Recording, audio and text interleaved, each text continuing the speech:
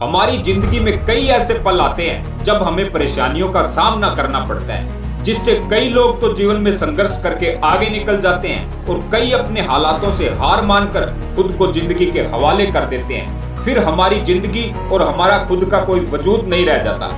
ऐसे में हमारा एटीट्यूड, हमारी सोच और हमारा संघर्ष एक बाज की तरह क्लियर होना चाहिए, जिसकी बाकी पक्षियों से एक अलग ही पहचान होती है, जो आसमान का सीना चीर के हजारों मीटर ऊपर 120 किलोमीटर प्रति घंटे की रफ्तार से उड़ता है, जो खुद से कई गुना अधिक वजन के शिकार को भी अपने पंजों में दबोच कर उड़ जाता है और एक बाज की अपनी ट्रेनिंग और पुनर्जन्म की वजह से इतना ऊंचा मुकाम हासिल करता है। इसीलिए बाज को पक्षियों का राजा कहा जाता है। अगर आप भी इस दुनिया में कोई मुकाम हासिल करना चाहते हो तो एक बाज को बाज बनने का पूरा सफर आपको जानना बहुत जरूरी है, क्योंकि 25 से 30 की एज तक आने के बाद लोगों को रिस्क लेने से डर लगने लग जाता है, लेकिन बाज के जीवन की शुरुआत ही रिस्क से होती है। छोटी सी उम्र में ही मादा बाज अपने बच्चों को पंजों में दबोचकर हजारों मीटर आसमान की ऊंचाइयों पर ले जाती है, उसे ये बताने के लिए कि तेरा जन्म आसमान का सीना चीर के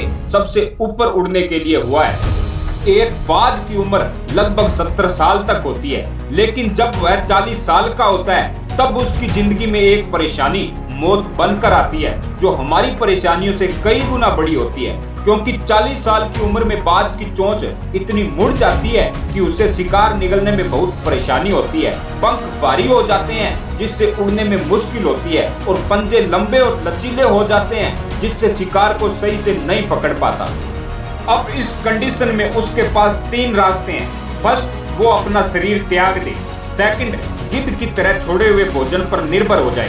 थर्ड, या फिर सबसे कठिन रास्ता, अपने आप को पुनः स्थापित करे। बाज तीसरे रास्ते को चुनता है और पहुंच जाता है सबसे ऊंची चोटी पर। फिर शुरू होता है परेशानियों को जड़ से उखाड़ फेंकने का सिलसिला। अपनी चोंच को एक चट्टान पर बार बार मारकर तोड़ देता है और लहूलुहान हो जाता है और वेट करता है एक नई चोंच आने का। उसके बाद नई चोंच से अपने पंजों को काट देता है, फिर वेट करता है नए पंजे आने का। पंजे आने के बाद एक एक पंख को अपने शरीर से अलग कर देता है, फिर वेट करता है नए पंख आने का। इस प्रक्रिया में उसको 5 महीने का समय लगता है। इन 5 महीनों की कड़ी तपस्या के बाद एक बाज का पुनः जन्म होता है और फिर से तैयार हो जाता है आसमान का सीना चीरकर उड़ने के लिए।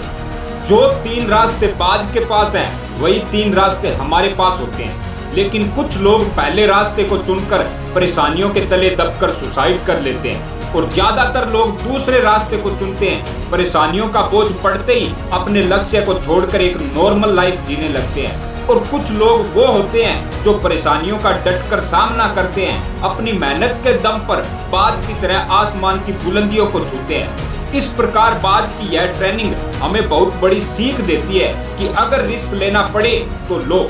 अपने फील्ड में अपने आप को इतना ट्रेंड कर लो कि उस फील्ड में आपसे ऊपर उड़ने के बारे में सोचकर लोगों के पसीने छूट जाए। और इस प्रकृति में जितनी भी चीजें बनाई गई है, हर किसी से हमें कुछ न कुछ सीख या मोटिवेशन जरूर मिलता है। इसलिए लाइफ में हमेशा सीखते रहिए, आगे बढ़ते रहिए, खुश रहिए। Wish you all the best.